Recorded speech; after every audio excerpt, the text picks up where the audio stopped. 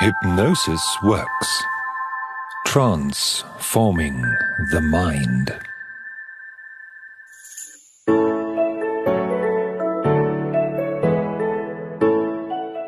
Hi there, I'm Hendrik Baird, a practicing non-medical hypnotherapist currently based in Pretoria, South Africa.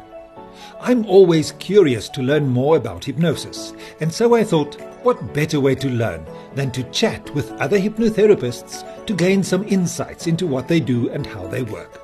So join me as we explore the fascinating world of the mind and of hypnosis.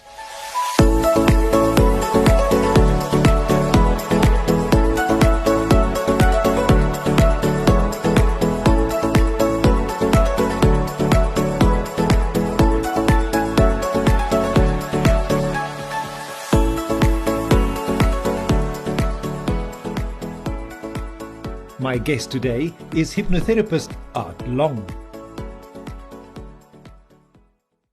Well, Mr. Long, please tell me a little bit about yourself and how you got into the hypnotherapy business.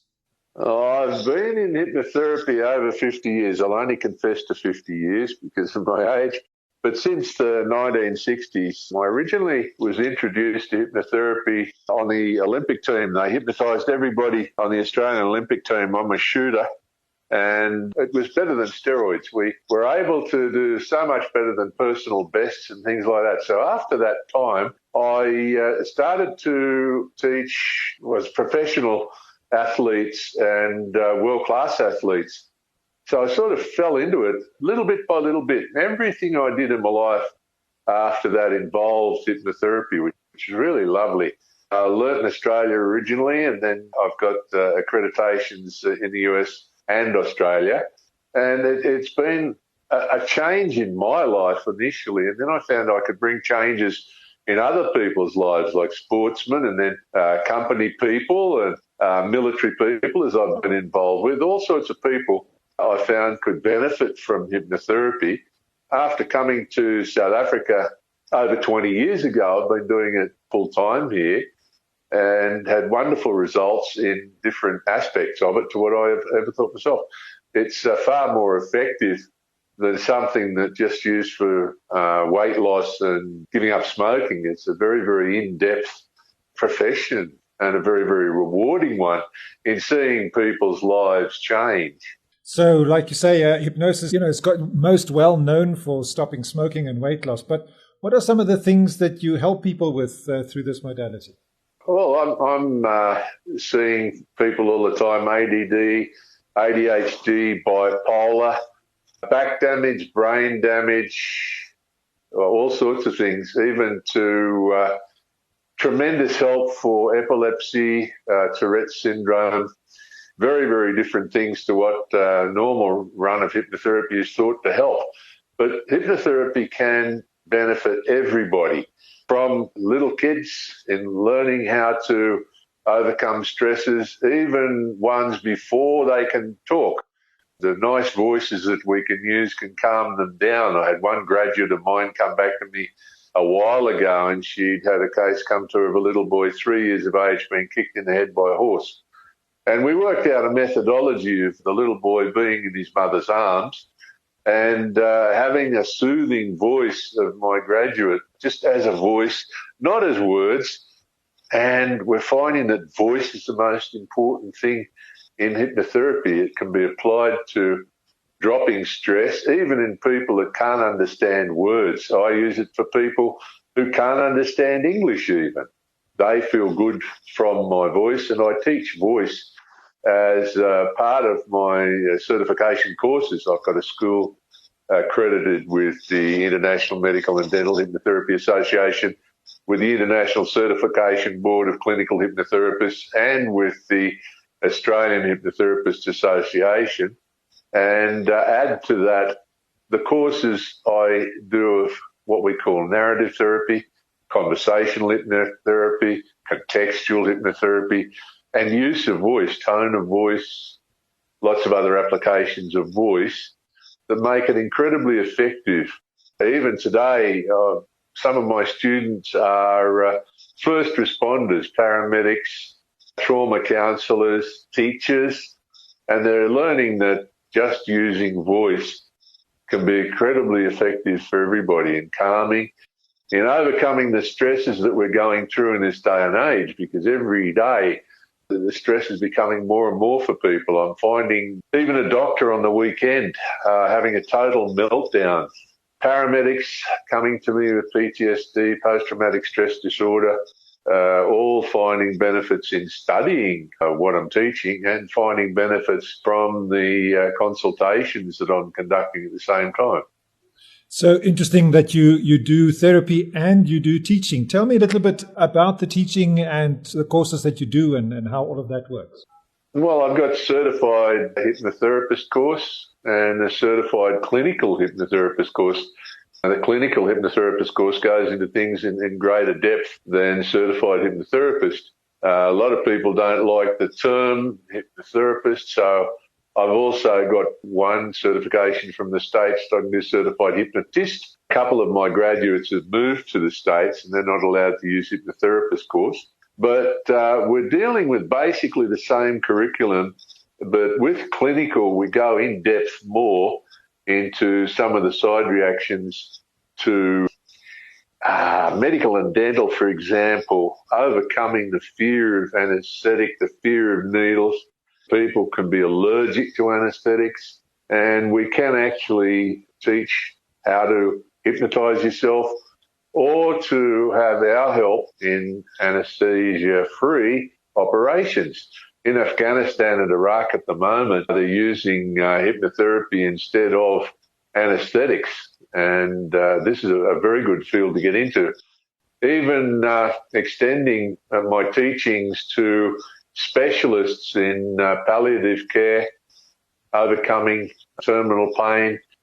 I had one graduate, for instance, and she did hospice, and we had to concentrate upon voice use, of course, and different self-hypnosis courses that help in overcoming terminal pains and diseases that we can go through with a much, much better quality of life if we use hypnotherapy. So I've got all these little different postgraduate courses in different specialties that we can have, or just a straight certification for beginners. So everybody can learn this profession. Professionals can hone their skills with the different little module courses that I teach as well. So if somebody were to study hypnotherapy with you, how long would it take to qualify? Some of the courses you can finish in 3 months, minimum 100 hours. Then we go into certified hypnotherapists, can be up to 250 hours. And the Australian course is the longest course in the world, and that's 650 hours. And that also necessitates case histories. So we go through the initial certification of, for instance, IMDHA, certified hypnotherapist, and then they can graduate to certified clinical hypnotherapist after that, being proficient in the whole thing. And the main thing is today I've changed a lot of my teaching from classes, and because of COVID, I'm doing a lot of one-on-one training. And the basic component can be online even. Some of the American places have accredited strictly online courses, which they never did before, but we're able to do that today.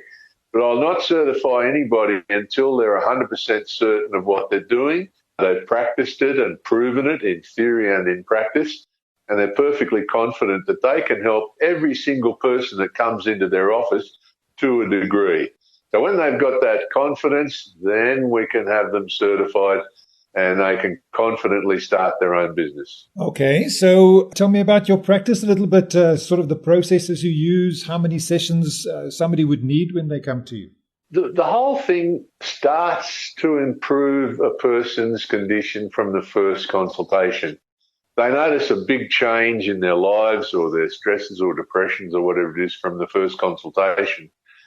I've found that between 1 and 3 is necessary for most stresses and depressions.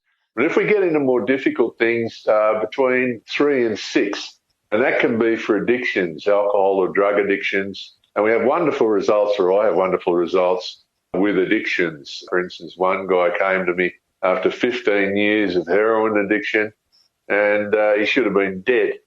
But the way I teach in addressing addictions, for instance, I'm not branding them as they can be branded in rehab and with psychologists. But once they're an addict, they're always an addict. I look for a very different thing. Why are they on drugs? Are they trying to achieve something? Are they trying to escape something? If I can work on that and have them experience what they're looking for without drugs, then we have a very, very good chance of overcoming their addiction very quickly. Addictions are generally a minimum 6 sessions. There's never many sessions involved in it. It's not as if we're trying to convince the brain of different things by repetitive words to the brain. We're bypassing the brain altogether and putting an intervention in subconscious saying you're okay, which is very, very different to a lot of other methodologies that are used. Psychiatrists, psychologists using tablets, psychiatrists and psychologists using repetition of different things. Affirmations, for example, repeating things hundreds of times a day, when simply, for example, repeating words like I can make such big changes in a person's life. Getting over words like what if and but and all the negative that can come into the brain, and using a principle I love to use, and that is every word you think affects every atom in your body. You're feeling bad, it's from bad thoughts. So if you change your thinking, you can start to put yourself onto a nice feeling condition instead of, for instance, saying negative things to yourself. Say positive things to yourself, calming things to yourself, praising yourself, and automatically you start to feel better instead of going through, as I've seen, lists of things you don't like about yourself and making yourself feel terrible. Contravening those principles into think nice things, you can feel good, instead of being conditioned into thinking badly, being put down by parents, for example, into saying you're not good enough. I've had managing directors of some of the biggest companies in the world come to me saying that they hit a brick wall and they can't work. And it's been that the father, for example, has said that they'd never be successful in life. If we can overcome that into the realisation that they've made themselves into a managing director, for example, they are more proud of themselves and they're not believing the words that have been said to them. Often people are believing stresses that have happened in earlier life, in childhood, still affect them today. And if I can overcome that into their being responsible, for example, for their children today, realising that they can overcome things, they have already overcome things, and not the victim of what's been said in the past or what's happened to them in the past, then we can bring in life changes, very, very quick ones. So I only use basically between 1 and 6 sessions maximum, 1 and 3 sessions, and I can overcome the majority of the very bad stresses and teach them to continue. That's the beauty of it. Rather than just having them feel good when they're in the office, they can continue to feel that changed, good, calm person afterwards, giving them control over their feelings for a starter, and an ability to continue instead of being held back by past events, for example. And that can bring very, very quick changes and permanent changes. It seems to me many people walk around with these negative belief systems within them and don't actually know that there is a way to change it quite quickly and quite effectively. And sometimes people go for the other modalities and they sit in therapy for years and years and don't really make any progress. How do we motivate people to come to hypnosis first in order to solve some of these issues? It's extremely difficult because there's a lot of thought in this country that hypnosis itself is from the devil. And it's not taught even to some of our leading athletes.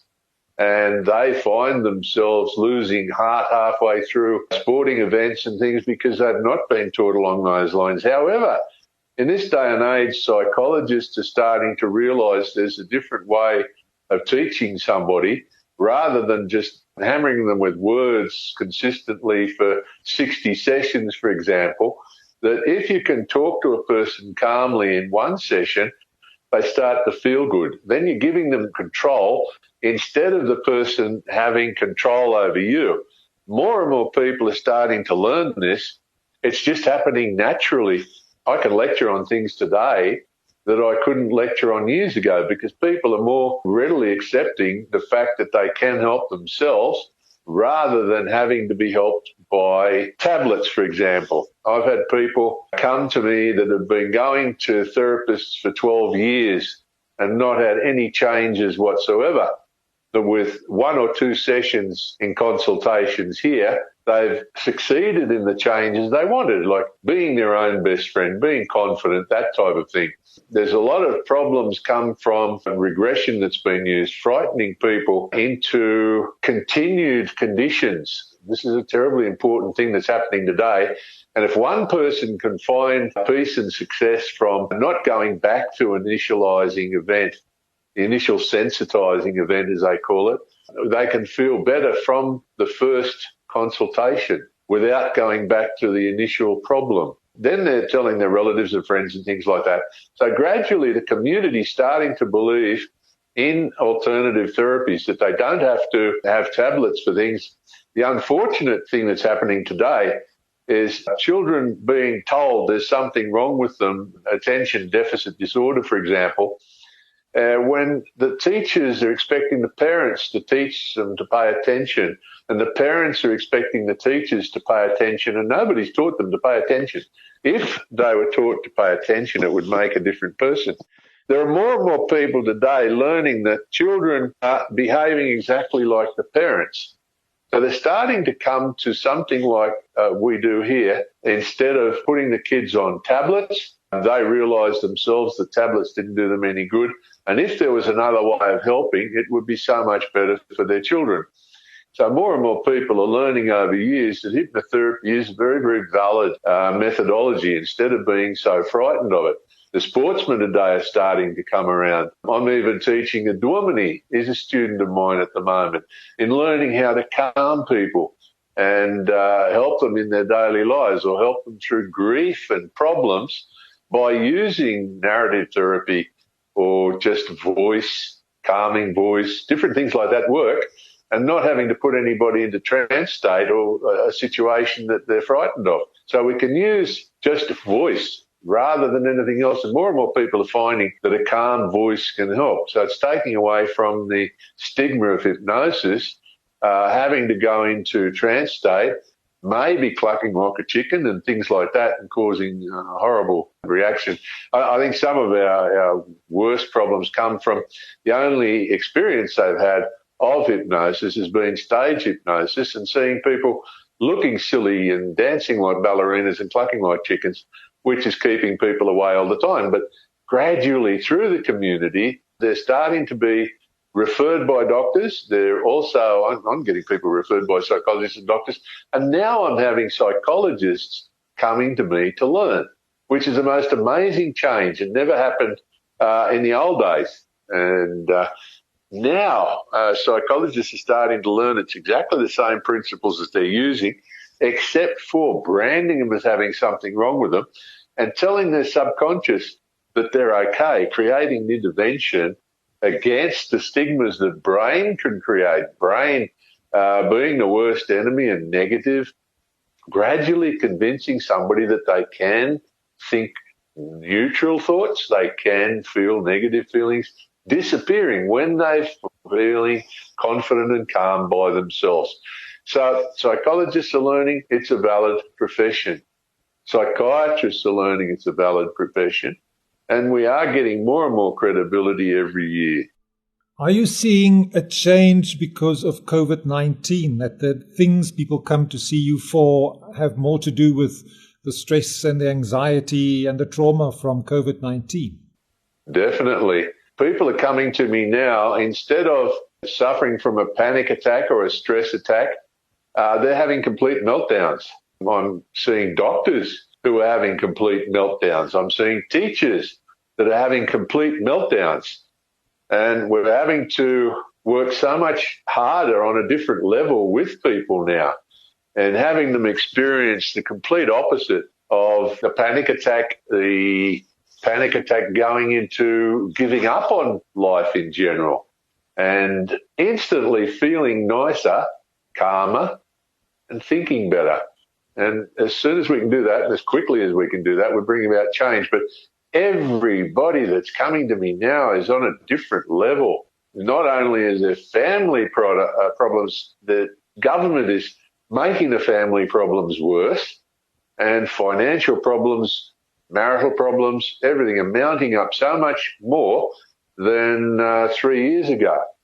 It's a difference from a normal panic attack, which can be brought about by being frightened by a snake, to a panic attack of everything in general is bad. So it's making them frightened of everything. And the level of meltdown is very, very significantly worse today. So we have to be more and more on the ball and more confident in what we're doing today than, say, 3 years ago. So do you think hypnotherapists in general need more skills to be able to cope with this? Oh, definitely. However, what I'm teaching is it's an easy way of analysing a problem and not dealing with symptoms. I'm teaching people more and more to look for the cause and not the symptoms. For example, just stress. For example, just depression. Instead of head to foot pains, for example, fibromyalgia, that can be caused just from stress. It can be caused by abuse. People who have had terrible bodily pains from fear of abuse or actual abuse or something like that. And they find they can overcome that. We have to learn how to be more perceptive, how to actually know what's wrong with a person instead of somebody coming and saying, I don't know what's wrong with me. You can have somebody sit down and literally do that all the time. And you've got to be perceptive. You've got to have empathy for that person. You've got to understand what's happening with that person and not absorb those feelings yourself, because otherwise we can end up just as bad. A stress case, depressed case, we inherit that by feeling the feelings that they're feeling and not realising what's wrong and being able to fix it. The more we can be calm, we can understand what to do, what's necessary, what's wrong, and how to fix it straight away. So more and more skills along those lines, just feeling what's wrong and being able to help. It's very, very simple if we can boil it down to that. Not taking on somebody else's feelings, problems, and wrecking our own lives in the process. We have to appear stronger. We have to understand body language more. We have to understand what might be the cause of a certain symptom that they have, rather than being told and the person reliving the initial event. We can tell what might have happened and help them feel better from the first consultation, rather than going through initial sensitizing events and perpetrating problems. I've had people come to me with problems that have been made worse over even a period up to 30 years by being reminded of a traumatic event week after week after week. If we can help a person feel good after that, it's like a wow factor on the first consultation, just implementing that thought that this is who they truly are, instead of being told that there's something wrong with them and wearing that like a badge for the rest of their lives. We can actually have a person feeling calm and helping themselves to be calm from the first consultation. You were saying earlier that we as hypnotherapists shouldn't take on the problems and the issues of our clients. How do we practice self-care? What do we need to do to make sure that we are in the right space to be able to help somebody? We have to adopt a method that I've been taught over the years, and I now teach, to shield ourselves from the actual feelings that somebody has. It's quite amazing when somebody who's depressed walks into a room and you feel depressed. That's taking on their feelings and not enabling you to overcome those feelings. You're taking on such feelings and embellishing their situation instead of overcoming those feelings by not taking them on yourself. If you can feel good when they're feeling terrible and slowly bring them up to feeling good themselves, it's fine. But we must shield ourselves from the sometimes terribly depressed or whatever it is feelings that they might have. It comes, I suppose, with experience. I always say the first 30 years are the hardest. But if I can teach that to my students, they're shielding themselves and understanding what's wrong without taking on those energies, without taking on their depression, and without making themselves feel rotten for their own family of a night time, for instance. We can go through a day of various problems like that by not taking on the feelings of the problems and being able to help somebody with our confidence, because our work is only as effective as our belief in it working. And if we're taking on those feelings, people are not going to believe that we have the ability to overcome their problems. So we must shield ourselves, stay safe ourselves, and be in a position to help all the time, rather in a position than taking on their problems and being drawn down by those problems. We've got to stay above these things. Not easy, but we can do it. So, having been in practice for so many years, you must have seen some very interesting and unusual cases. Is there perhaps one that stands out for you that was something that surprised you, perhaps? I think Tourette's syndrome, the most incredible, wonderful effect. A young boy had it for 18 years, twitching every 20 seconds. And the first time I had him under hypnosis, he didn't twitch. His mother was sitting next to him and cried. It was the first time in 18 years she's seen him not twitch. Now, that was an incredible moment. I'll never forget it. Is there something, if somebody comes to you and presenting with a certain something that you wouldn't deal with, that you say, no, sorry, I can't help you? No. I believe that we can help everybody that comes to us to a degree.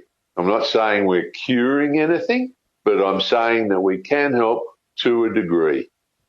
Even as an adjunct to prescription medicines, things like that, we can still help somebody get control over themselves and feel better generally. I have never turned anybody back. The only one that I did turn somebody back, now I remember it. A guy came to me drunk, and he'd had a lot of alcohol first to get up Dutch courage to have the session, and I turned him away, and I thought, this is very, very unfair on that person. And from that day onwards, I was able to help anybody on prescription drugs or social drugs or alcohol. Because when you bypass the brain, the effects of that alcohol are actually bypassed. The effects of the drugs are bypassed. I've had some amazing results of somebody who can't talk, can't think straight. When they're in trance state, can talk, can think, and it's amazing to see that you can overcome those side effects, that they can not only hear you, but they can talk lucidly. Stuttering, for example, a person doesn't stutter if they're under hypnosis. They can think clearly without the intervention in their thoughts between the brain wants it to say something, mouth responds. Instead, they're thinking brain shock, for example, or an event that's happened in their lives, and then to the mouth. And that causes stuttering with that intervention of thinking of some third thing instead of concentrating on brain mouth. I've not turned anybody away, apart from that one guy. That's all I can remember at the moment. I believe we can help everybody that comes to us to a degree. Is there something that you find is your favorite thing to work with, your favorite problem to solve? Oh, I think stress. I love overcoming stress. I don't really worry about how strong it can be. It can be to extremes of stress. And I've seen many, many cases like that responding to just my voice, and the majority of cases responding within a couple of minutes of hypnosis, and they come out of it calm, having realised during that session that they can feel calm, giving them a reference point of calmness instead of the persisting stress they've had sometimes all their lives. They've never known calmness. With hypnosis, we can give them an alternative place to go, a calm place instead of a stressed place. It's an incredibly effective tool. If somebody were to want to use your services or come for some training, how do they get hold of you? I have a website for the Academy, www.academyofhypnosis.co.za. I have my consultation website, www.hypnotherapysa.co.za. My cell number 083 384 0907. And I'm located in Fourways, but I'm doing many, many online consultations for people who can't leave home today. Do you find the online Zoom things work as well as when somebody were to see you in person? I have to confess I'm old school. I never believed in it until probably early COVID. And I was very worried about it at first, but I've done sessions for people, Luxembourg, UK, Vietnam, all over the world, and found them just as effective as face-to-face sessions. So there's no worries with online anymore. I've overcome that big trauma that I had myself. If you can overcome your own problems, you're really going well. But I was very, very worried about it at first because of the lack of personal contact. But it can still be online just as nicely done. And I'm very, very confident today the online sessions can be just as effective as a face-to-face. One last question. If you had to tell somebody why they had to use hypnosis before they go to any other person, what would your motivation be? It's giving them control over themselves. Hypnosis gives you a control over yourself. It's not as if you're just hypnotized by somebody else and as soon as you walk out of the office, go back to the preceding problem. It's teaching them how to bring about the changes they need in their life. Getting rid of stress, being able to study, operations without anaesthetic, whatever they need to do, we can do without pills and without being branded as having something wrong with them. My methodology never says this is what's wrong with you. It's helping a person say there's nothing wrong with you that you can't help yourself with. So I'm giving them the ability to help themselves without tablets or blame or accusation that something's wrong. It has been so interesting chatting with you. Thank you so much for your time.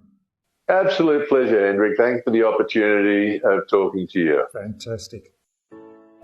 Well, I found chatting to my hypnosis colleague very interesting and insightful, and I trust that you did too. Their contact details are in the podcast description, or you can get in touch with them through findahypnotist.co.za. If you want to find out more about me and what I do, please visit my website, hendrikbaird.com. Remember, I release new episodes every Thursday, so be sure to subscribe to my channel. Until we speak again, have a hypnotic day.